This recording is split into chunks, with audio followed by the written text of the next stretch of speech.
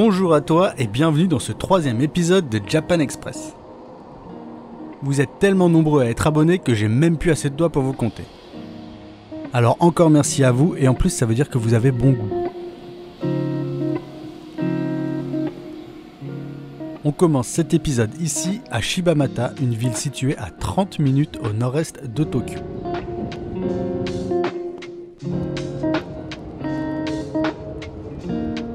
En plus d'être une ville où il fait bon vivre, c'est un endroit avec de nombreux lieux intéressants. Nous voilà directement réquisitionnés pour prendre des photos de ces jeunes demoiselles devant Tora-san.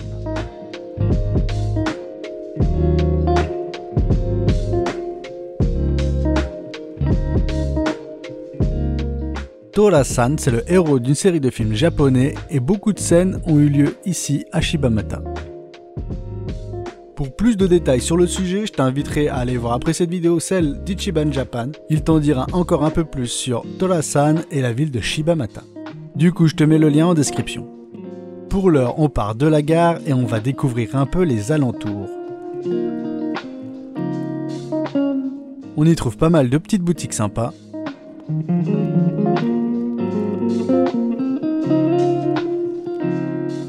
Et tiens, voilà encore un Tora-san, il a même un musée en son honneur.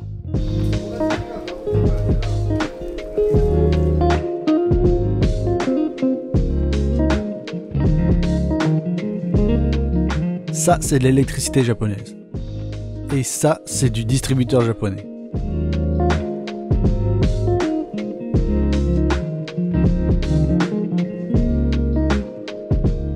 Pour l'heure, on part voir à 2 pas d'ici un des lieux les plus touristiques du coin.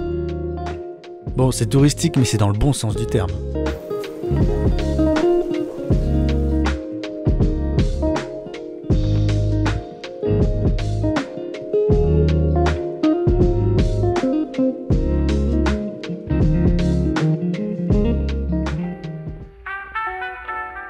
Shibamata est connu entre autres pour sa rue traditionnelle qui nous fait voyager dans l'air et d'eau.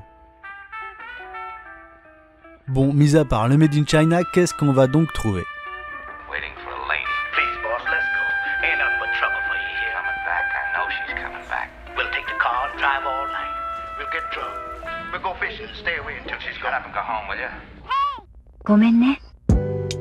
Eh bien, on va y trouver beaucoup de magasins qui proposent toutes sortes de nourriture à vous faire exploser les papilles, comme ces gâteaux très bons, mais super secs.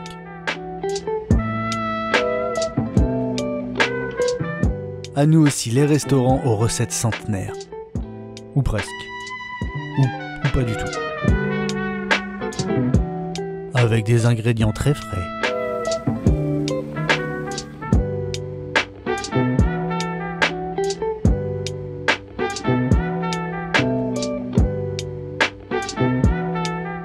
Et on y trouve aussi bien sûr les incontournables boutiques de souvenirs. Avec un peu de tout. Et n'importe quoi. Mais le vrai clou du spectacle, c'est le temple Taishakuten.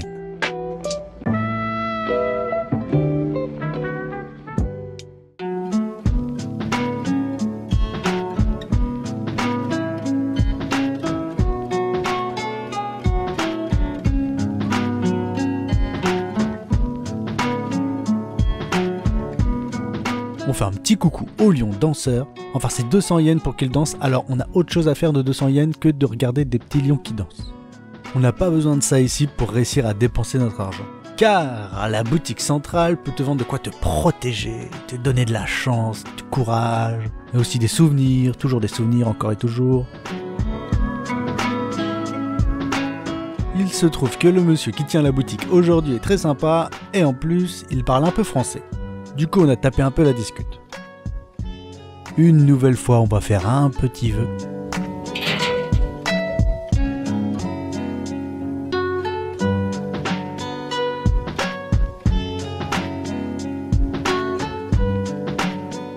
Mais c'est encore secret.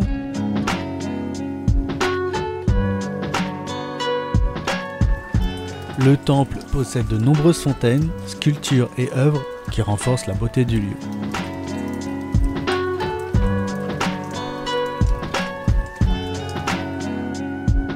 L'architecture et l'apaisement que procure ce temple justifient déjà le déplacement.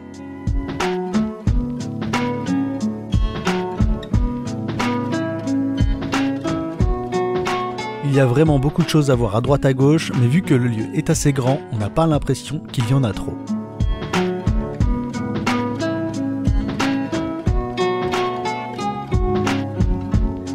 On retrouve aussi les traditionnels ema, ces petites plaques en bois où il est possible d'écrire un vœu ou une prière. Mais le gros plus ici, ce sont les sculptures.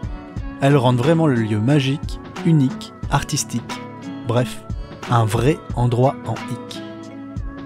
Et authentique.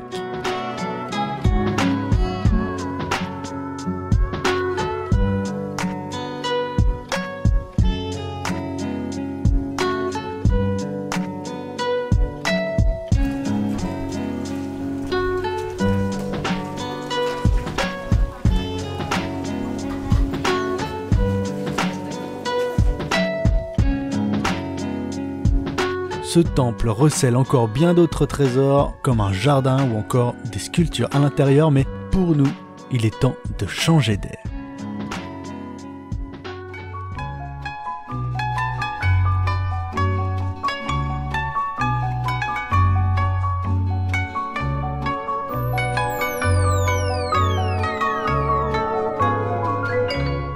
Shibamata, c'est une ville comme il en existe énormément au Japon. Avec ses commerces, son renouveau et ses trucs qui tournent. Enfin bref, une ville où tu peux avoir ton distributeur perso juste devant chez toi. Tranquille, normal quoi. On se fait une petite balade bien sympa, bien tranquille, mode quartier résidentiel.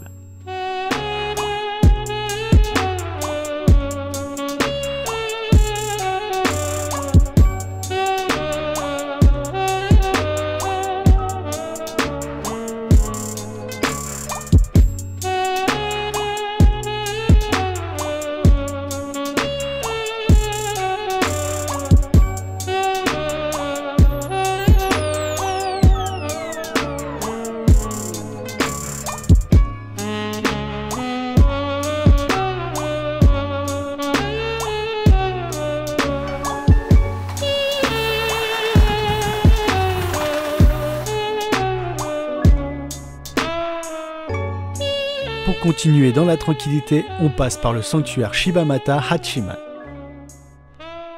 Si la date de sa construction originale est inconnue, on sait par contre qu'il est bâti sur un ancien tombeau.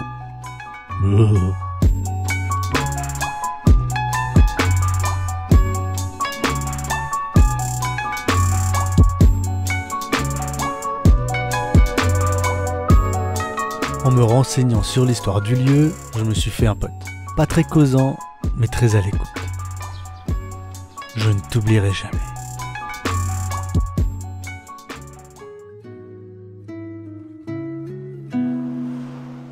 Situé derrière la voie ferrée se trouve le temple Ryokanji, l'un des temples de Shibamata dédiés aux 7 dieux de la bonne fortune.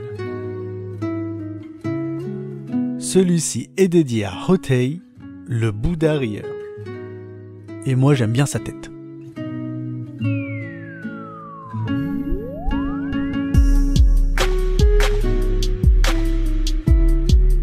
Un lieu très calme, en mettant de côté le peu de trains qui passent.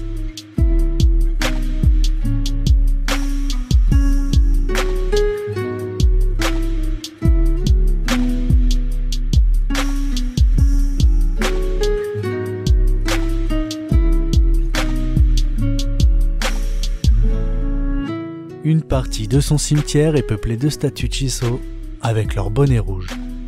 Ces statues sont dédiées aux enfants n'ayant pas pu naître. Elles protègent leurs âmes des démons. Après avoir jeté un froid, on continue à faire des trucs plus joyeux.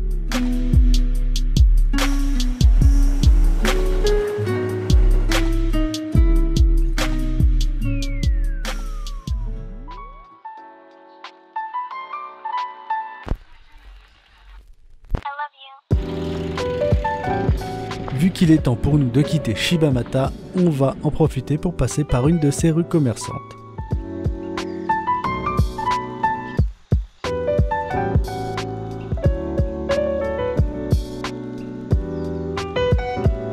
Si la place de la gare te fait un peu peur, rien d'anormal, elle est en cours de rénovation.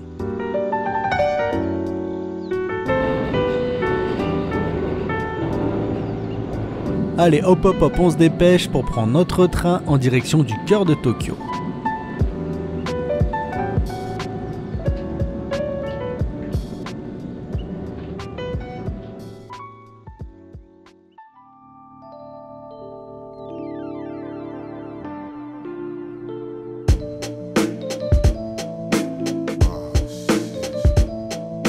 Ah, le métro de Tokyo, c'est propre, ça sent bon, ça fait penser au métro parisien. Ou pas du tout. Pas du tout, du tout.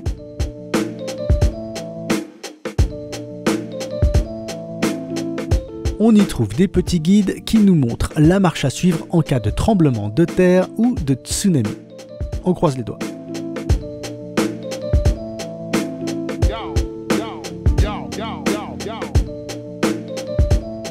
Je pense qu'avec ça, on comprend rapidement qu'on n'est plus à Shibamata.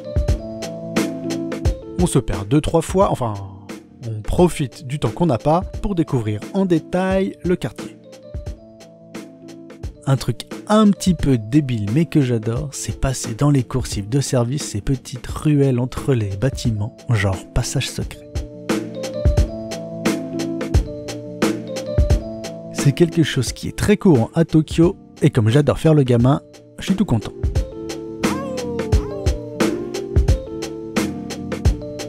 On confirme que les bâtiments traditionnels, c'est fini. Bonjour au building et bonjour au bistrot de loi, alias le Rosier. Pourquoi bistrot de loi ?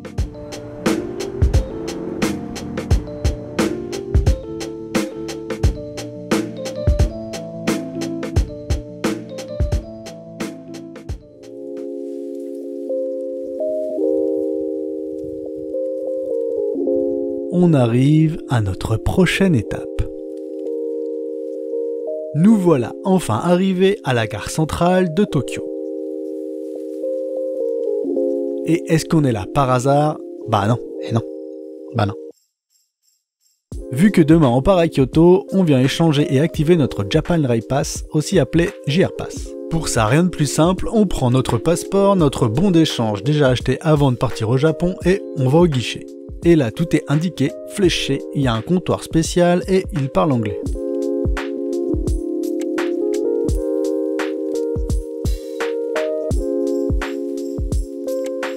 Deux, trois infos à rentrer, une signature et hop, nous voilà en possession du sésame qui démarre demain pour 7 jours.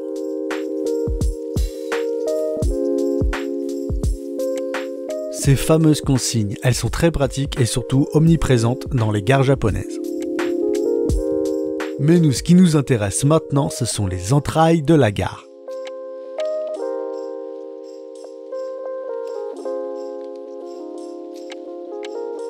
Et ça, c'est du sous-sol avec des kilomètres de magasins et de restaurants.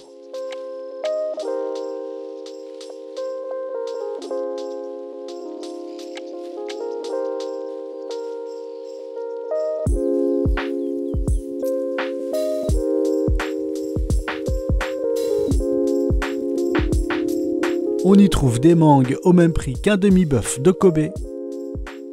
C'est pas un peu exagéré quand même ?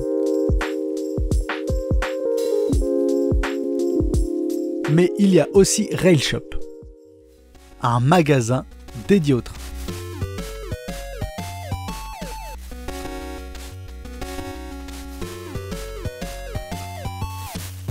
Avec donc des trains.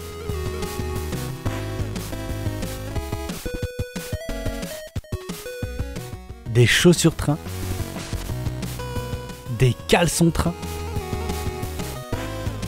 des trains, encore des trains, mais aussi des bonbons trains. Bon, à ce train-là, c'est nul. Ce qui n'est pas nul en revanche, c'est à côté le magasin Tomica spécialisé dans les petites voitures. Mais des petites voitures de qualité, madame. On y trouve des séries spéciales et en ce moment, c'est les Gardiens de la Galaxie. Du coup, on va rapporter des souvenirs. Mais c'est que pour les enfants du coup. Oui mais non, parce que tu peux y enfermer ton enfant pour être tranquille. Et ça n'a pas de prix. Pour info quand même, au niveau prix, on est dans les 8-9 € la petite voiture.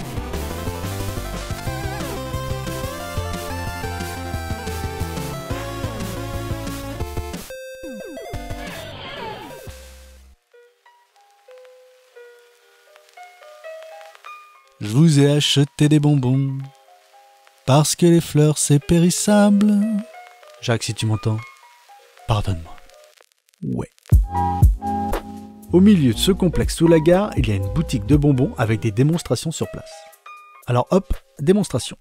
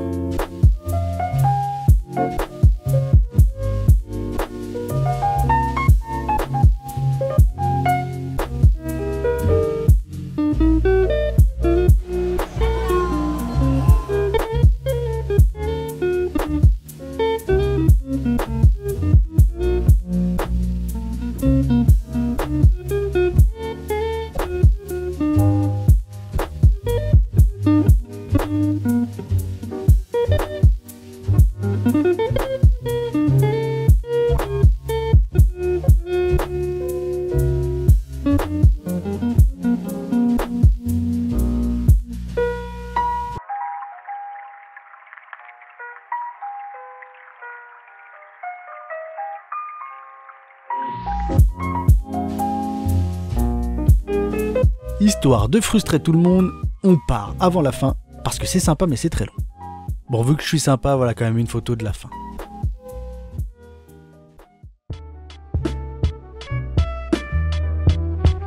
Qu'est-ce qu'il y a de pire qu'un estomac vide? Rien. Alors pour apaiser cette faim, on va manger un petit pain blanc tout moelleux au citron pour genre 2,50 €. Et franchement, ça vaut son prix, mais pas plus. Nous voilà de retour à la surface de la Terre. Avec tous ces gens qui partent vers la gare, je pense qu'il y a pas mal de gens qui viennent de terminer de travailler. Ça, c'est un métier omniprésent à Tokyo, un agent de circulation pour les piétons. Histoire que les gens qui sortent en voiture du parking galèrent pas trop à sortir.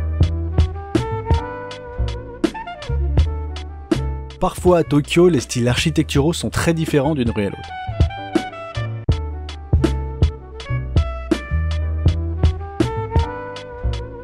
Avec parfois des bâtiments qui semblent téléportés d'un autre pays.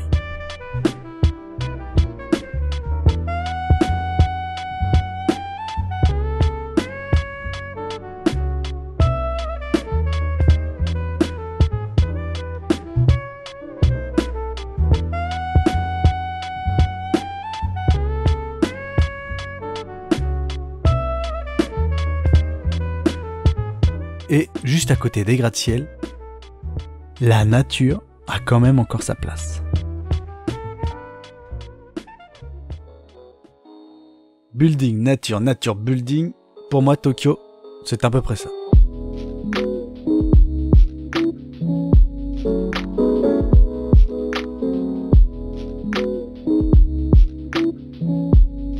Des îlots de verdure comme celui-là, on va en trouver pas mal dans la capitale.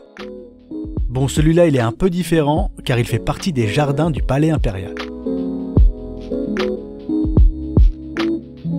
La statue qui se dresse fièrement au milieu est celle de Kusunoki Masashige. De modeste samouraï, il deviendra un puissant chef militaire. À l'ère Meiji, son nom deviendra même synonyme de fidélité et de dévotion extrême à l'empereur.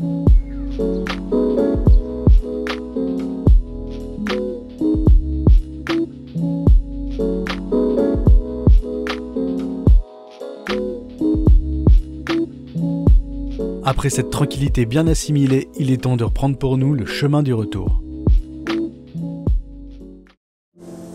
La nuit arrive, Tokyo est toujours là, à nous tendre les bras et à nous hypnotiser.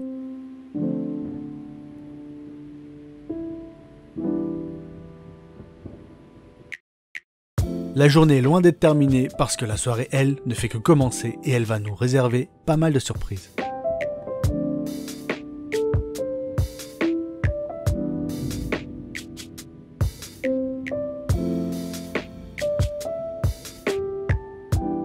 On commence sur cette place commerciale juste à côté du Forum international de Tokyo, histoire de profiter un peu du soleil couchant.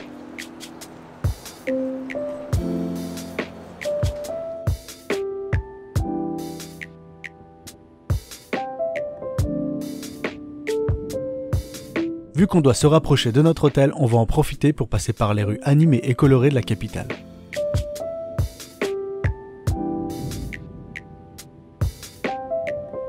En essayant tout de même de trouver un endroit où manger.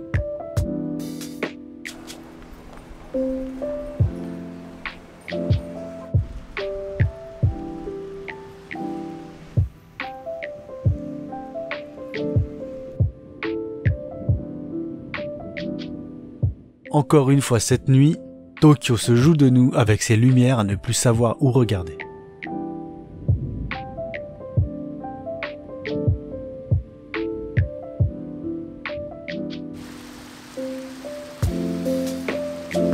Profitons de l'instant.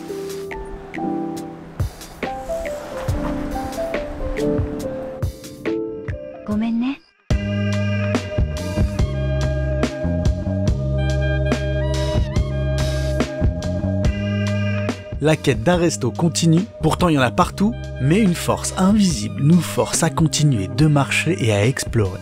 Étrange.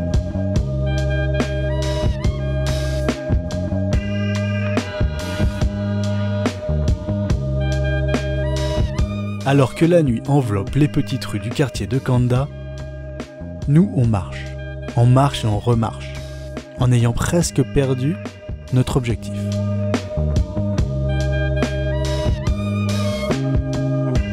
Et on marche jusqu'à ça. Un bruit totalement inhabituel dans la nuit de Tokyo.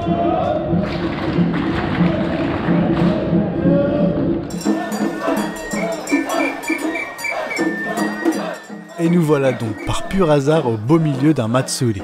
Et plus précisément, c'est le début du Kanda Matsuri.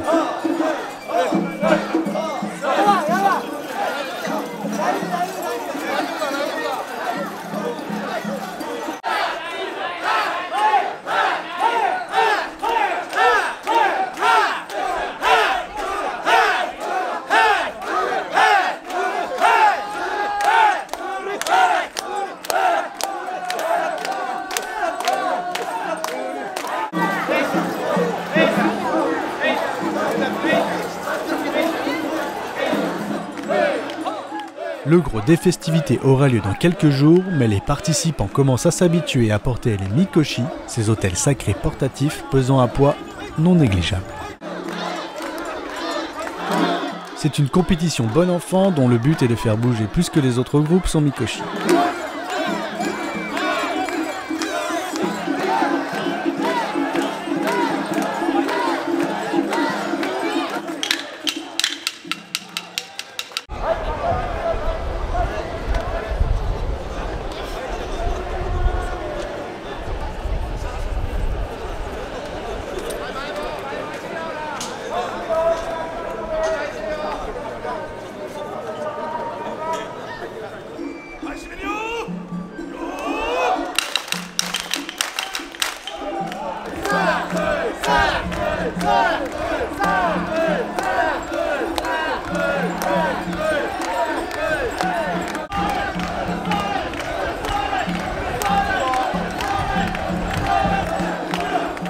Cette ambiance de fête, on n'oubliera pas, car c'était très spécial.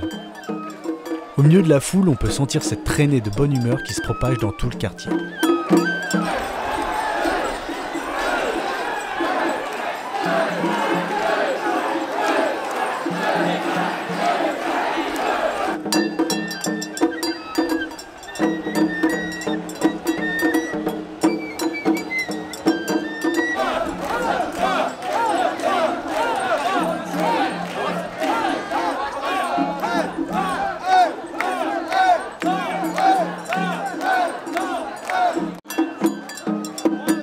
Les mikoshi défileront cette nuit dans toutes les rues du quartier.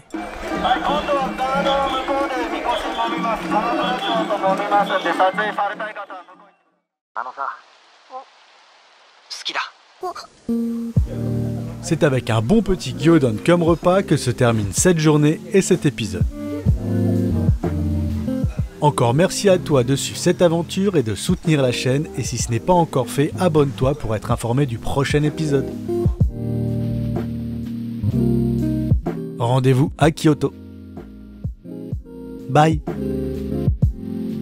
Voilà le gros bonus alias le Gronus.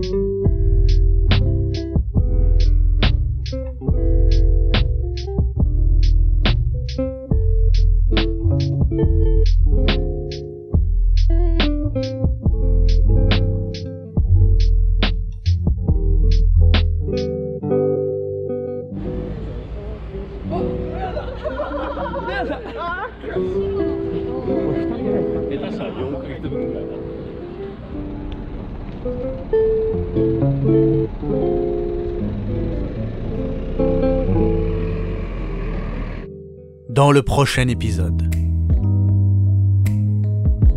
on prend le train direction la capitale de l'Ouest.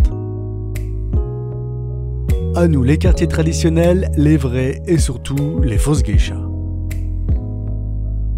À nous aussi la tranquillité des berges de la rivière Kamo. Les esprits malins seront de sortie. Et la nuit nous charmera une fois de plus par sa beauté. Bref, encore un épisode à ne pas rater, alors abonne-toi